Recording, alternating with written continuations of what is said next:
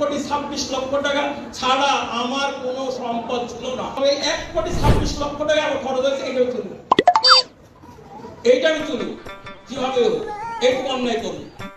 বেড়া, মানুষের কি পরিমাণ টাকা হইলে টাকা দিয়ে ভোট কেনে তুই বুঝতে পারতেছ?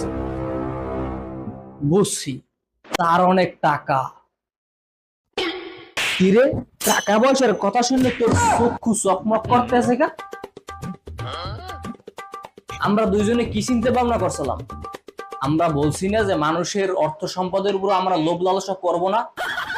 মনে কর যে এখানে যদি 1,00,000 টাকা পড়ে থাকে তাহলে আমরা কি সেটা ফিরেও চাবো না। আমরা কি করব না?